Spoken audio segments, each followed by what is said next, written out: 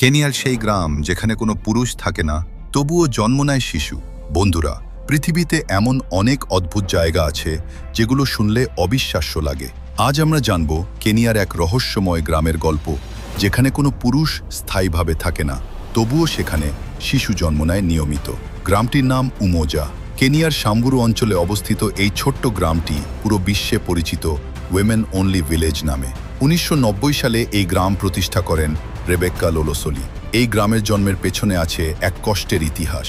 অনেক নারী নির্যাতন, সহিংসতা ও জোরপূর্বক বিয়ের শিকার হয়ে নিরাপদ আশ্রয়ের খোঁজে এখানে আসেন।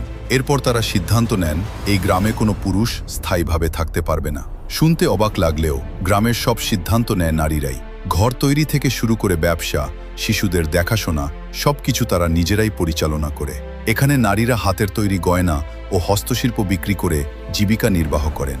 কিন্তু সবচেয়ে বড় প্রশ্ন হলো, যদি এখানে কোনো পুরুষ না থাকে, তাহলে শিশু জন্মায় কিভাবে? আসলে বিষয়টা রহস্যময় কিছু নয়। এই গ্রামের নারীরা বাইরের পুরুষদের সঙ্গে সম্পর্ক করতে পারেন, বিয়ে করতে পারেন, অথবা অনেকেই সন্তানসহ এখানে এসে বসবাস শুরু করেছেন। অর্থাৎ সন্তান জন্মের পেছনে কোনো অলৌকিক ঘটনা নেই।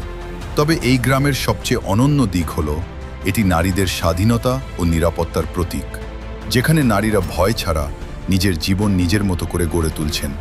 আজকের পৃথিবীতে উমোজা শুধু একটি গ্রাম নয়, বরং নারীদের সাহস, সংগ্রাম আর আত্মসম্মানের এক অসাধারণ উদাহরণ। তো বন্ধুরা, এমন অদ্ভুত কিন্তু অনুপ্রেরণামূলক গ্রামের কথা আপনি আগে জানতেন কি?